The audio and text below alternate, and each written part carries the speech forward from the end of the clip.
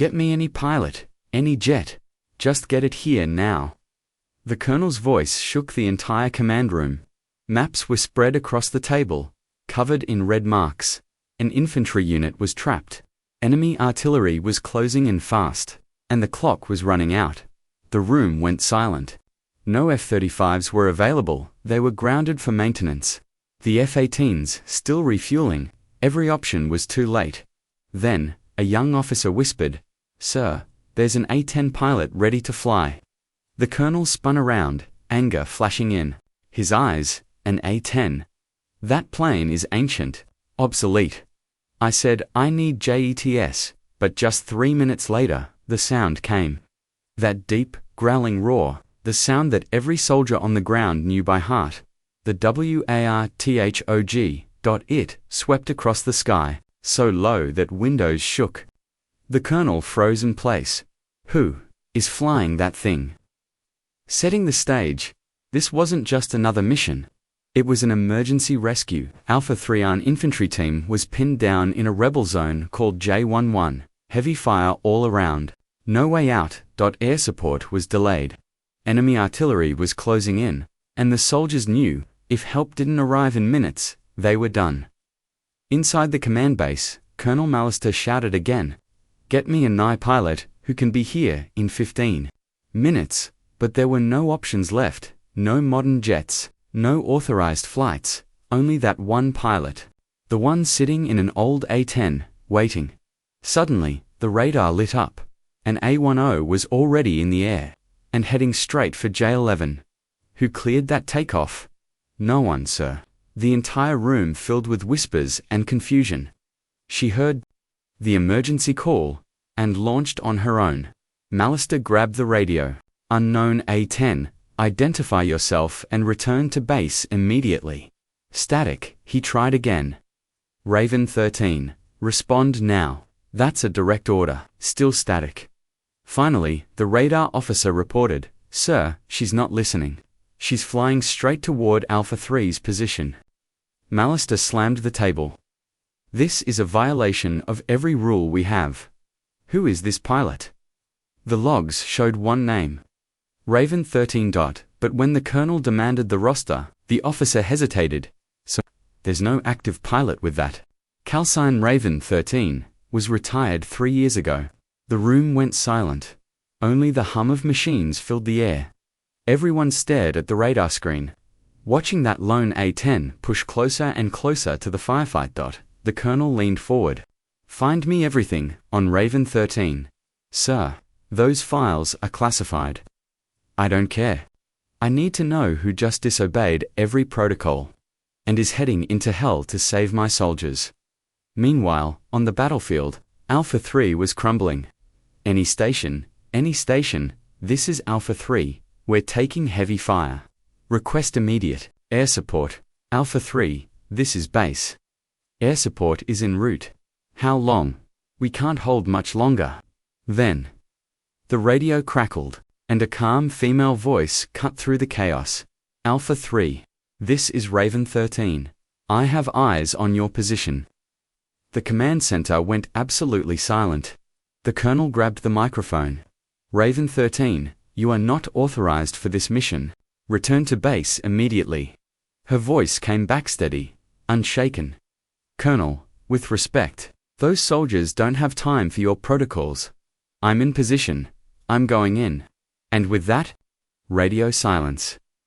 Moments later, the sound of the Warthog's engines roared across the valley. Low, dangerous, unstoppable. The colonel could only whisper, "God help us, who is she?" The battlefield was chaos.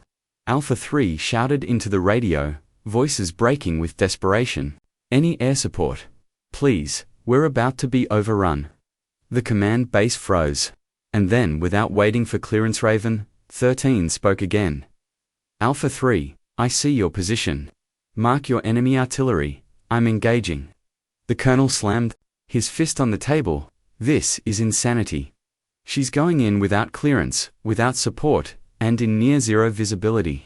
But outside, over the valley, a sound cut through the storm. The terrifying, unforgettable roar of the GAU-8 cannon. BRRRRT, In seconds, the sky lit up. One enemy artillery position, gone, then another, and then the third. Explosions echoed across the valley, shaking the earth itself. Ground troops couldn't believe their eyes. Base, this is Alpha 3. We hear Warthog engines. Someone's providing air support. Inside the command center, stunned silence. An officer whispered, "She's not using modern targeting. She turned off laser guidance. She's going old school.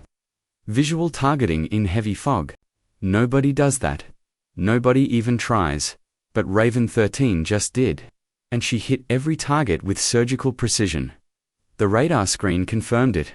3 enemy guns, erased. Collateral damage, 0. Friendly casualties, 0. The colonel grabbed the mic again, voice shaking with a mix of fury and awe. Raven 13, respond.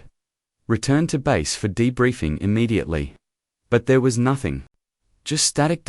Then Alpha 3's voice came through, filled with relief. Base, this is Alpha 3. Enemy artillery is down. We're alive, all 12 of us. Alive, whoever that pilot is, she just saved our lives.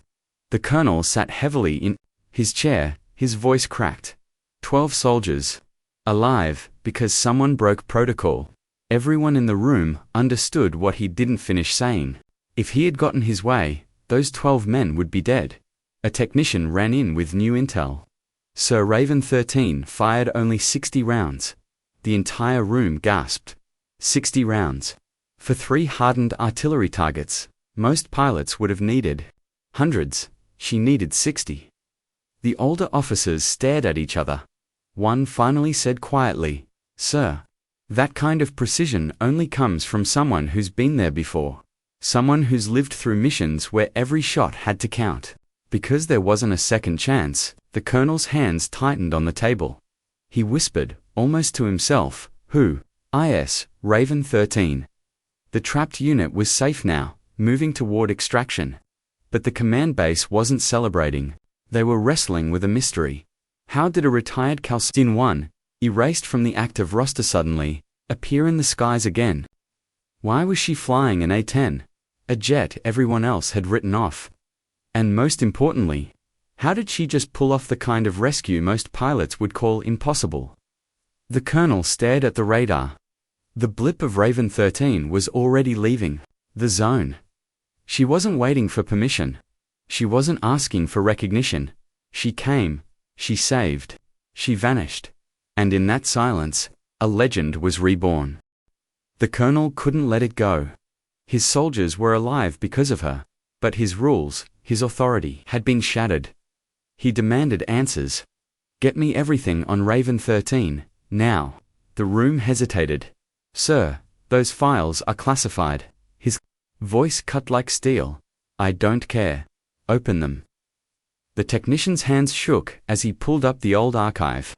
The screen flashed with a name: Pilot Aaliyah Renhart, Aircraft A-10 Thunderbolt. Call sign, Raven 13. The colonel narrowed his eyes. Why was she retired? What happened? The room grew heavy. A senior officer finally spoke. "Sir, Raven 13 was suspended after Operation Hoarfrost 3 years ago." The name alone made the room fall silent. Operation Hoarfrost, a disaster, etched in every veteran's memory. Bad intel. Faulty maps, an entire squadron thrown into a death trap. Advanced surface-to-air missiles tore through the skies. Electronic warfare scrambled GPS and radios. Chaos everywhere. 6 aircraft destroyed. 22 crew members lost. In minutes, command called off the mission. Declared the survivors acceptable losses. They ordered everyone to stand down, but one pilot refused. Aaliyah Renhart. Raven 13. She launched her A-10 without orders. No comms, no navigation, just instinct and courage, and she found them. 18 survivors, scattered across 30 square miles of enemy territory. The colonel leaned in, barely breathing. How did she rescue them? The technician swallowed hard. She didn't coordinate it. "Sir, she executed it herself." The senior officer continued, voice low. "She flew multiple trips into enemy fire. used her A-10 as a shield, drew fire away while rescue teams pulled soldiers out. 17 trips, 8 straight hours, every run deadlier than the last.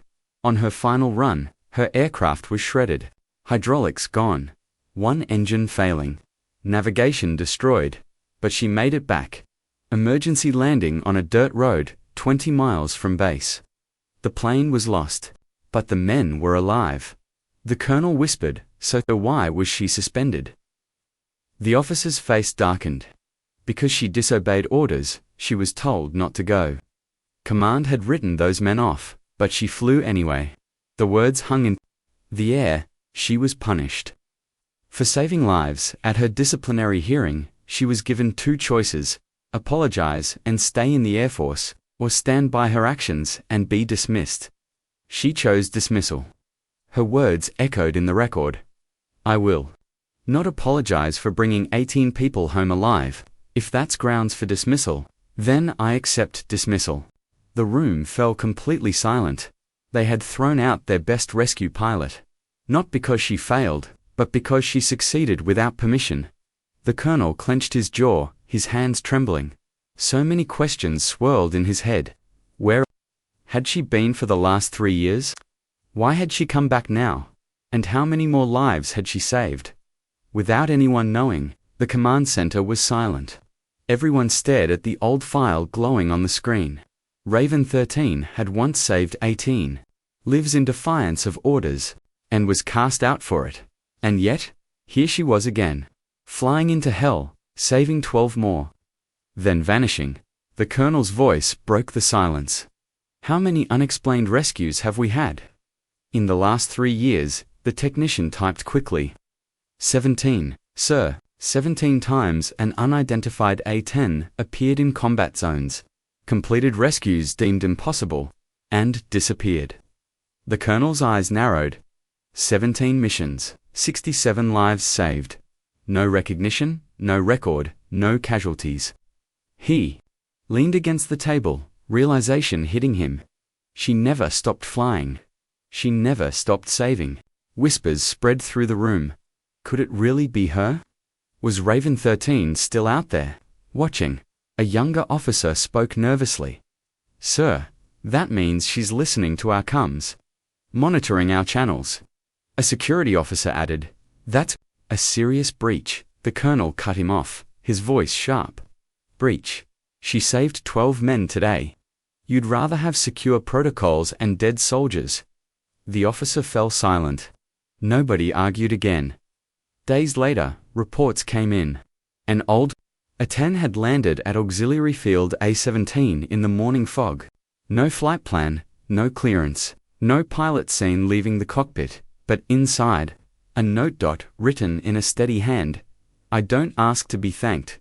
I just need to know they're still alive." The colonel drove out himself.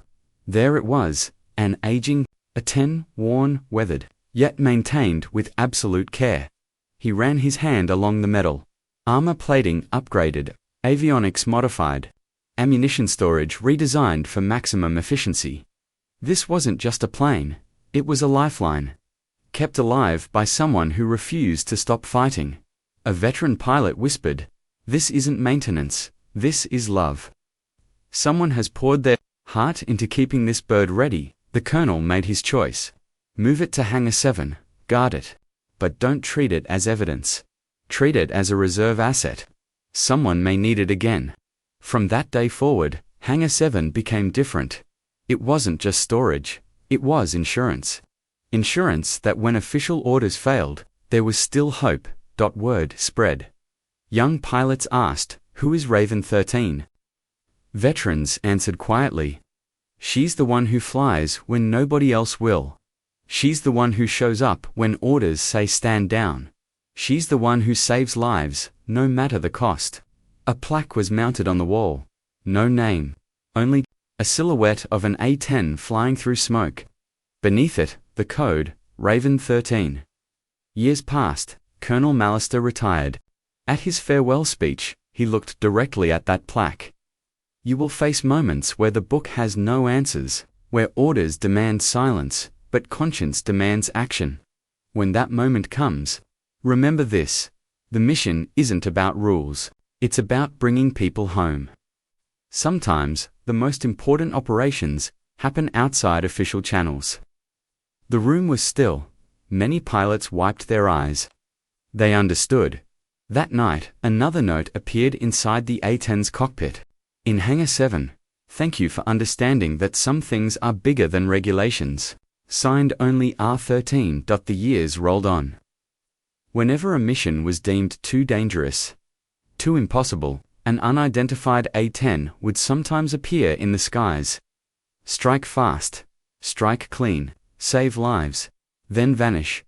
No recognition, no medals. Interviews. Just a legend whispered among soldiers. If you call for help and no one answers, Raven 13 might. To this day, the story lives on. Not because of the jet she flew, not because of the rules she broke, but because of the lives she saved. She was proof that sometimes, courage doesn't wait for permission. Sometimes, heroes don't wear medals, they wear scars, and keep flying anyway. And that's why, in every rescue, in every hopeless fight, soldiers still whisper the same words into their radios. Raven 13. If you're out there, we need you.